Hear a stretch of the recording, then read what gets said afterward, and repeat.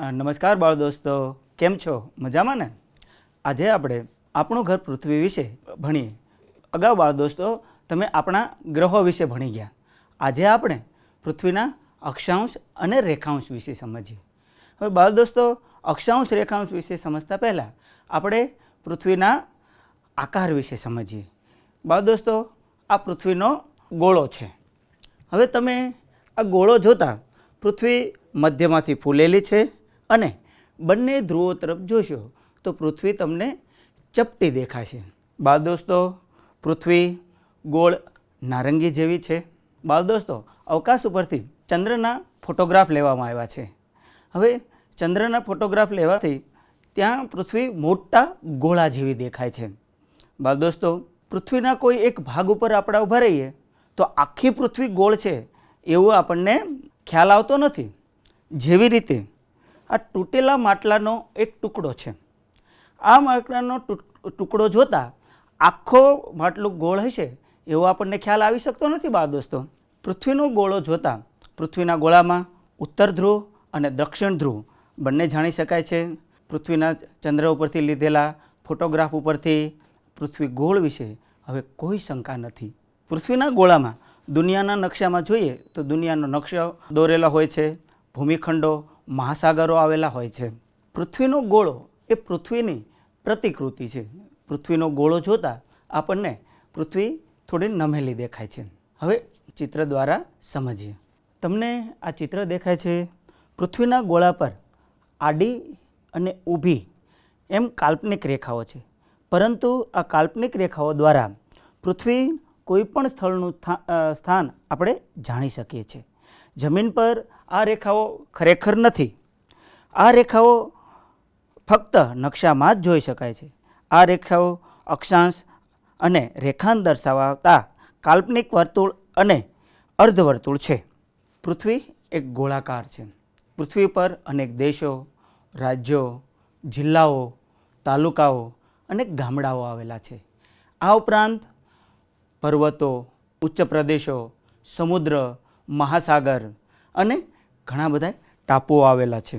પૃથ્વી પર કયું સ્થાન ક્યાં આવ્યું છે તે જાણવા માટે આપણે અક્ષાંશ અને રેખાંશ જાણવા જોઈએ. અને અક્ષાંશ રેખાંશની મદદથી આપણે દુનિયાનું કોઈ પણ સ્થાનનું ચોક્કસ સ્થાન જાણી શકીએ છીએ. તો ચાલો મિત્રો, આપણે અક્ષાંશ અને રેખાંશ વિશે વિશેષ માહિતી મેળવીએ. અક્ષાંશ એટલે લેટિટ્યૂડ અને રેખાંશ એટલે લોંગિટ્યૂડ. તે આપણે કોષ્ટકની મદદથી જોઈએ. બાળ દોસ્તો, આ તમારી સામે ઘણા બધા ગામ લખેલા એક કોષ્ટક છે. આ કોષ્ટકમાં વર્તેજ, બુધેલ, અકવાડા, કઠવા અને અલંગ આ આડી લાઈન અને હરોળ છે, તથા વર્તેજ, ઊંડવી, કરદેજ, શામપરા, સિત્સર અને કમળેજ આ ઊભી લાઈન છે. હવે બાળ દોસ્તો, આમાંથી કોઈ એક નામ ધારી લેવાનું કહેવામાં આવે. માનો કે નારી ગામ ધારી લે, તો પછી બાળ દોસ્તો હું તમને પૂછું કે તમે ધારેલું ગામ પહેલી આડી લાઈનમાં છે, બાળકો તમે ના પાડશો. બીજી લાઈનમાં છે, તમે ના પાડશો. ત્રીજી લાઈનમાં ધારેલું નામ છે તો પણ ના પાડશે. ચોથી લાઈનમાં જે નામ ધારેલું છે તે છે તો હા બાળકો. પાંચમી અને છઠ્ઠી લાઈનમાં પણ નથી. ઊભી કોલમની અંદર આપણે વાત કરીએ તો પહેલા નંબરમાં તમે ધારેલું ગામ નથી, બીજા નંબરમાં પણ નથી અને ત્રીજા નંબરમાં છે, તો અને ચોથા અને પાંચમા નંબરમાં નથી. તો આ કોઠા ઉપરથી નક્કી થાય કે બાળકો નારી ગામ આવે. હવે આડી રેખાને તમે અક્ષાંશ વૃત્ત સમજો અને ઊભી રેખાને બાળ દોસ્તો તમે રેખાંશ વૃત્ત સમજો. તો આપણે કહી શકીએ કે નારી ગામ 4 અક્ષાંશ વૃત્ત અને 3 રેખાંશ વૃત્ત પાસે આવેલું છે. બાળ દોસ્તો, આ જ નામ નારી ગામની જગ્યાએ તમે કોઈ દેશનું નામ લ્યો તો તે દેશ ક્યાં સ્થાન ઉપર આવેલું છે તે આ ઉપરથી આપણે જાણી શકીએ છીએ. અક્ષાંશ લેટિટ્યૂડ પૃથ્વીના કેન્દ્ર સાથે વિષુવવૃત્ત સાથે જે ખૂણો બને તેને અક્ષાંશ કહેવાય. આ વ્યાખ્યાને સમજવા માટે બાળ દોસ્તો એક પ્રવૃત્તિ કરીએ. બાળ દોસ્તો, એક બટેટો લ્યો. બટેટાને પૃથ્વી તરીકે કલ્પો અને બટેટાની વચ્ચે એક સૂયો ભરાવીએ. આને આપણે એક ધરી તરીકે કલ્પીએ. હવે બટેટાને ગોળ ફેરવશું તો બટેટું પોતાની ધરી ઉપર ફરશે. એટલે કે આનાથી ઉત્તર ધ્રુવ અને દક્ષિણ ધ્રુવની ધરી નક્કી થાય છે. પણ બાળ દોસ્તો, આ વાત ખાસ યાદ રાખવી કે પૃથ્વીમાં આવી કોઈ ધરી છે નહીં, માત્ર કાલ્પનિક છે. બાળ દોસ્તો, હવે આપણે વિષુવવૃત્ત વિશે સમજીએ.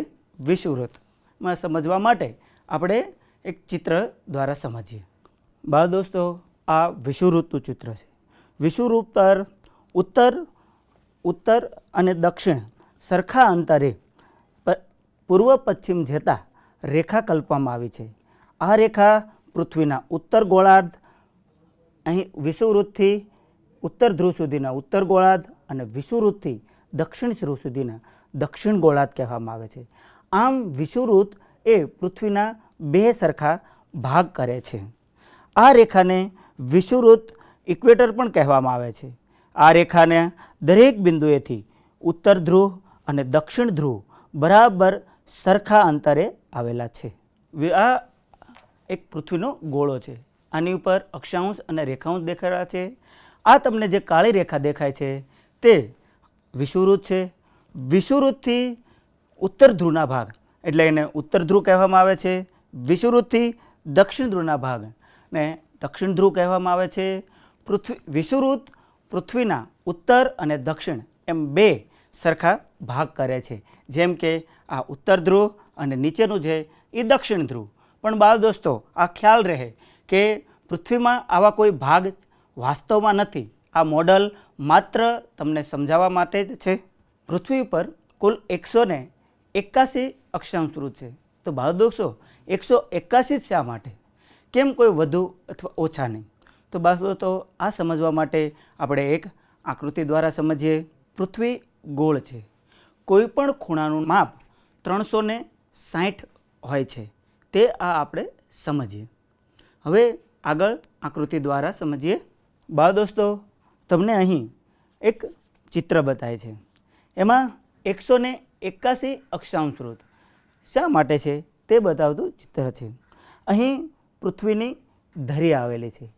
પૃથ્વીની ધરીથી વિષુવવૃત્ત સાથે જેટલો ખૂણો બને તેટલા તે અક્ષાંશ કહેવાય. માનો કે વિષુવવૃત્ત પૃથ્વીની કેન્દ્રીય 0 કલ્પીએ અને 10નો ખૂણો બને અને આ 10નો ખૂણો ગોળ વર્તુળ પૂરું થાય તો તેને અક્ષાંશ કહેવાય છે. હવે અહીંથી વિષુવવૃત્તથી ઉત્તર ધ્રુવ સુધી 90 અક્ષાંશ વૃત્ત છે. વિષુવવૃત્તથી દક્ષિણ ધ્રુવ સુધી 90 અક્ષાંશ વૃત્ત છે. 90 અને 90 180. 0 વિષુવવૃત્ત એ પણ એક રેખા છે. એટલે 90 + 90 + 0 રેખાંશ વૃત્ત એમ 181 રેખાંશ વૃત્ત થાય છે. અક્ષાંશ વૃત્ત સમજાવવા માટે આ એક લાકડાનો ગોળો બનાવેલો છે. આમાંથી આપણે અક્ષાંશ કઈ રીતે છે તે સમજીએ. અહીં પૃથ્વીનું કેન્દ્ર સમજીએ. પૃથ્વીના કેન્દ્રથી અહીં આપણે ખૂણો બનાવીએ તો 10નો, 20નો, 30નો, 40નો, 50નો, 60નો, 70નો, 80નો અને 90 એમ ખૂણો બને છે. આમ અક્ષાંશ વૃત્ત એ વિષુવવૃત્તીય કોણીય અંતર પણ કહેવામાં આવે છે. કુલ 10, 20, 30, 40, 50, 60, 70 અને 90 એમ અક્ષાંશ વૃત્ત છે. 90 બતાવનારું અક્ષાંશ વૃત્ત માત્ર એક બિંદુ જ છે. બાળ દોસ્તો, હવે આપણે અક્ષવૃત્ત વિશે સમજીએ. અક્ષવૃત્તને સમજવા માટે આપણે એક ચિત્રની મદદ લઈએ. પૃથ્વી ઉપર ઉત્તર અથવા દક્ષિણ ગોળાર્ધમાં વિષુવવૃત્તથી સરખા અંતરે મળેલા સ્થળોને જોડનારું પૂર્વ પશ્ચિમ રેખા, પૂર્વ પશ્ચિમ સળંગ વર્તુળને અક્ષવૃત્ત કહેવામાં આવે છે. અક્ષાંશ એટલે કોઈ પણ સ્થળનું વિષુવવૃત્તથી ઉત્તર કે દક્ષિણનું સળંગ અંશાત્મક અંતર. ટૂંકમાં કહીએ તો અક્ષ કેન્દ્રમાંથી માપેલો ખૂણો એટલે વર્તુળનો અક્ષાંશ, જેને લેટિટ્યૂડ પણ કહેવામાં આવે છે. બે અક્ષાંશ વૃત્ત વચ્ચે 111 કિલોમીટરનું અંતર હોય છે. એટલે કે બે અહીંથી અહીંનું અંતર 111 કિલોમીટરનું અંતર હોય છે. જેમ કે બટેટાની ચિપ્સની જેમ ભાગ પાડી શકીએ. પૃથ્વીના આવી કોઈ ભાગ નથી પડતા, પણ બાળ દોસ્તો આ માત્ર તમને સમજાવવા માટે આવી રીતે ચિત્ર બનાવી અને સમજાવેલ છે. બાળ દોસ્તો, વિષુવવૃત્તથી બધા જ અક્ષાંશ એક પૂર્ણ વર્તુળ છે. હવે દરેક અક્ષાંશ 10-10ના અંતરે આવેલા છે. આ અક્ષાંશ વિષુવવૃત્તથી જેમ જેમ ધ્રુવ તરફ જતા જઈએ તેમ તેમ નાના થતા જાય છે બાળ દોસ્તો. અને 90 અંશે તો માત્ર ટપકું જ બની રહે છે, નકશામાં નથી બાળ દોસ્તો.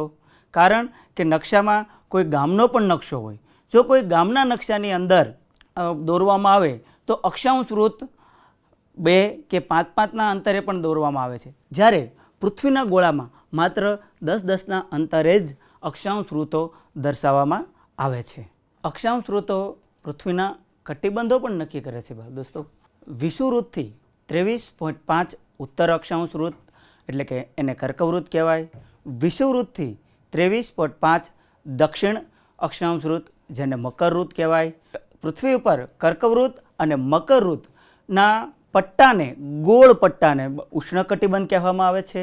જ્યારે પૃથ્વી ઉપર 23.5 ઉત્તર અક્ષાંશ વૃત્તથી 66.5 ઉત્તર અક્ષાંશ વૃત્ત અને દક્ષિણમાં 23.5 દક્ષિણ અક્ષાંશ વૃત્તથી 66.5 દક્ષિણ અક્ષાંશ વૃત્તને સમશીતોષ્ણ કટિબંધ કહેવામાં આવે છે. સમશીતોષ્ણ કટિબંધ એટલે બાળકો ગરમી અને ઠંડીનું પ્રમાણ આ વિસ્તારમાં વધુ હોય છે. 66.5 ઉત્તર અક્ષાંશ વૃત્તથી 90 અંશ સુધીને અને 66.5 દક્ષિણ અક્ષાંશ વૃત્તથી 90 દક્ષિણ અક્ષાંશ વૃત્તને શીત કટિબંધ કહેવામાં આવે છે. આ વિસ્તારમાં ખૂબ જ ઠંડીનું પ્રમાણ હોય છે, તેથી તેને શીત કટિબંધ કહેવામાં આવે છે. બાળ દોસ્તો, આપણે પૃથ્વીના અક્ષાંશ અને રેખાંશમાં આપણે સૌથી વધુ વિષુવવૃત્ત, કર્કવૃત્ત અને મકરવૃત્ત શા માટે ભણીએ છીએ? તો કે બાળ દોસ્તો, પૃથ્વી સૂર્યની સામે એવી રીતે ગોઠવાયેલી છે બાળ દોસ્તો કે સૂર્ય છે એ કર્કવૃત્તથી ઉપર જઈ શકતો નથી અને નીચે મકરવૃત્તથી નીચે જઈ શકતો નથી. બાળ દોસ્તો, ઘણી વખત તમે ઉનાળામાં કાશ્મીરમાં ફરવા જાઓ, મારે તમને એક પ્રશ્ન પૂછવો છે. તમે કાશ્મીરમાં બપોરે 12 વાગે સૂર્ય કોઈ દી માથા ઉપર આવે? ના આવે. બાળ દોસ્તો, કાશ્મીરમાં સૂર્ય બપોરે 12 વાગે કોઈ દી માથા ઉપર ના આવે, કારણ કે કાશ્મીર સુધી આપણો સૂર્ય પહોંચી શકે નહીં. સૂર્યની સ્થિતિ કર્કવૃત્ત સુધી જ હોય છે અને કર્કવૃત્ત ભારતમાં મધ્યમાંથી પસાર થાય છે. હવે બાળ દોસ્તો, આપણે ફરી વખત મળીશું.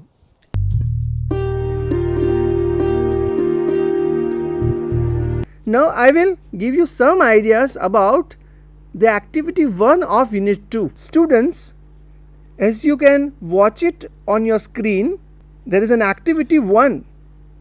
વિદ્યાર્થી મિત્રો, આ પ્રવૃત્તિને વધારે ઇન્ટરેસ્ટિંગ બનાવવા માટે અમે પાઠ્યપુસ્તકની ઉપરાંતની ઘણી બધી સામગ્રીનું આયોજન આ એપિસોડમાં કરેલું છે આપના માટે. આ એક્ટિવિટીમાં રૂટીનની વાત છે, દૈનિક ક્રિયાઓની વાત છે. આપ સૌ જાણો છો કે તમારું અને મારું જે ડેઇલી રૂટીન છે, જે દૈનિક ક્રિયાઓ છે એ અલગ અલગ છે. તમારી દૈનિક ક્રિયા તમારા માતા પિતાની દૈનિક ક્રિયાથી અલગ છે.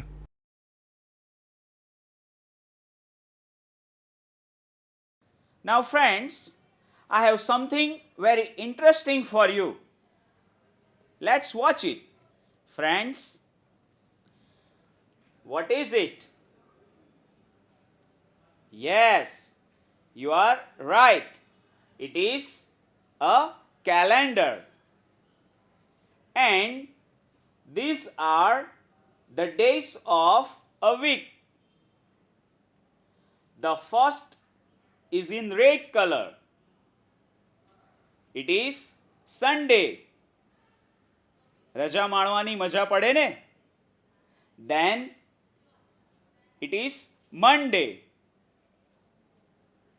The next day is Tuesday. Then Wednesday. The next is Thursday. Then Friday. And last one is Saturday. તો મિત્રો આપણા અઠવાડિયાના 7 વાર થયા ને. અગાઉ મેં તમને કહ્યું એમ ટુડે ઇઝ the date 18.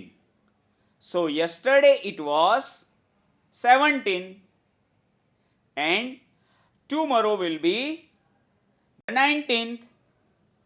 મજા આવી ને?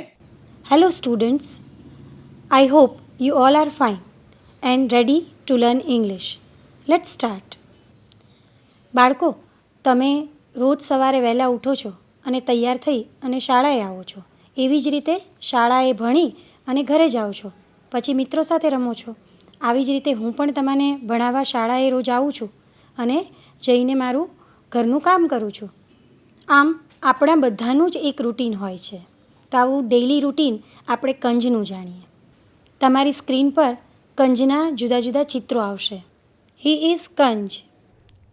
Kanj gets up at around 7 o'clock every day. Kanj brushes his teeth and he takes bath. Kanj prays to God every day and then He takes his breakfast at around 9 o'clock every day. After taking breakfast, Kanj goes to office at around 10 o'clock every day. In the office, he meets his clients. Kanj completes his work and goes back to home at around 5:30 p.m.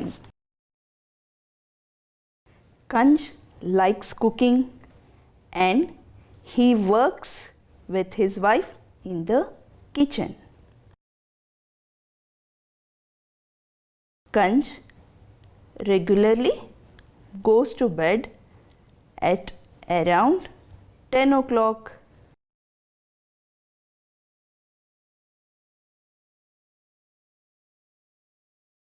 Friends, we have seen Kanj's daily routine. At what time does Kanj get up every day? Yes, Payal, you tell me.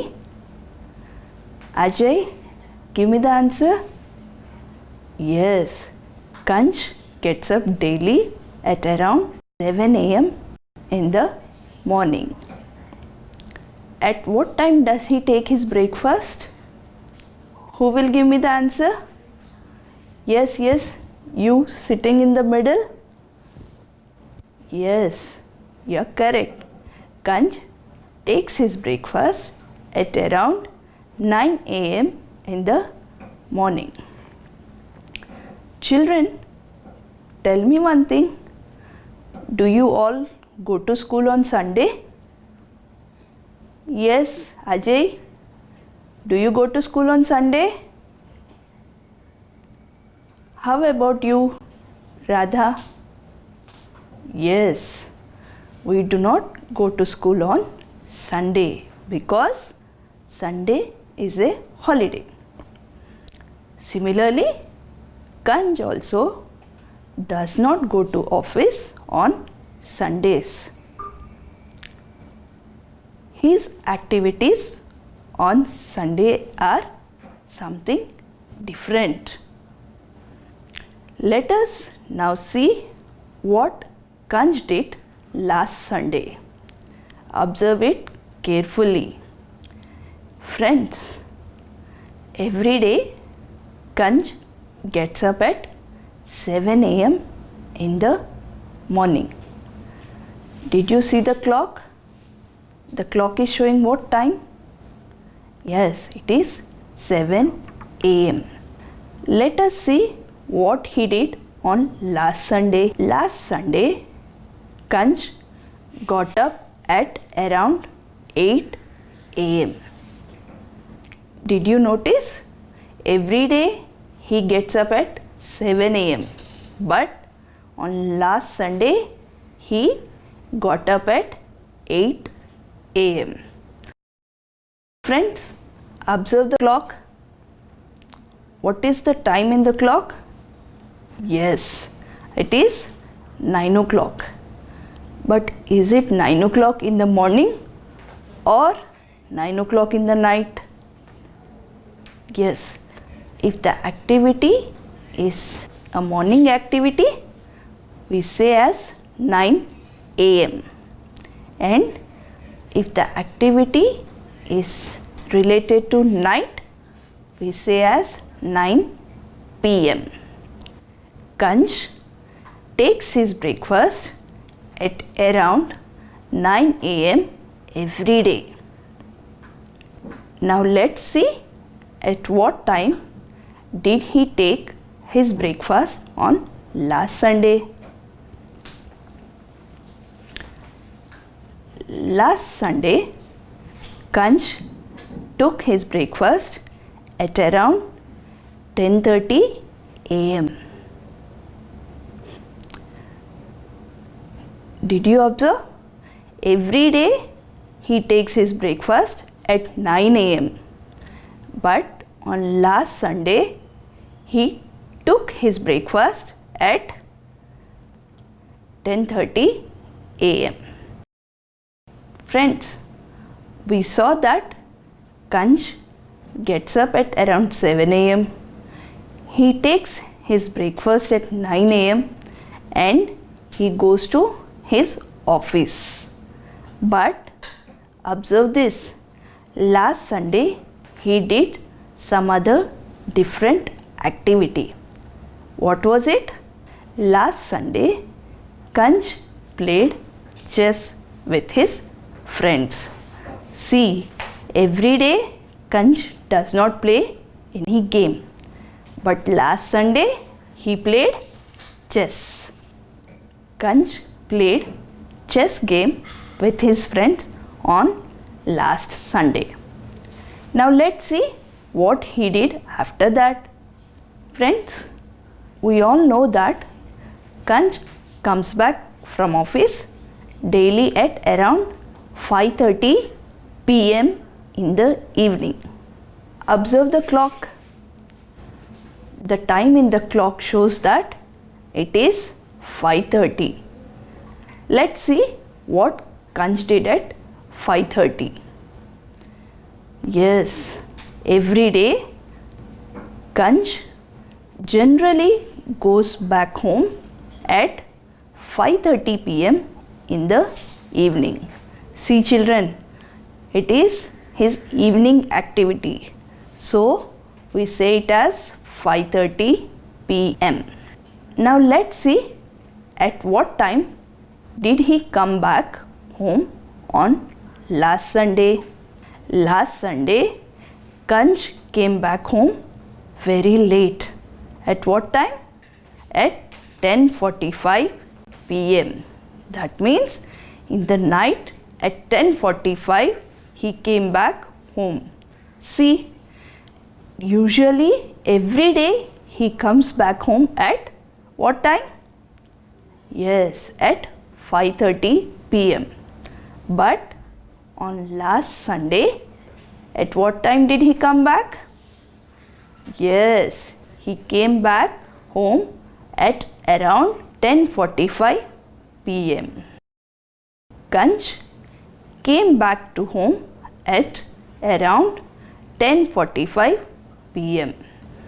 Friends, every day Kanch goes to bed at what time in the night? Do you remember that? Yes, give me the answer. Correct. Every day Kanch goes to bed for sleep at around 10 p.m. But let us see at what time did he go to bed on last Sunday. Observe the clock. Yes, the clock shows 11 o'clock. That means last Sunday, Kanch went to bed at around 11 pm. Is it clear, friend? Activity 1.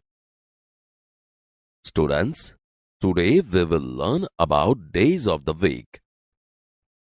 Let's see the calendar and do one activity. Today is Wednesday. I am in this classroom today. I have books on my table. I am busy. It was Sunday 3 days ago. I was at home on Sunday. I had no notebooks. I went to the library in the afternoon. I had guests in the evening. I hope you understood, students. Now you all make some sentences by your own.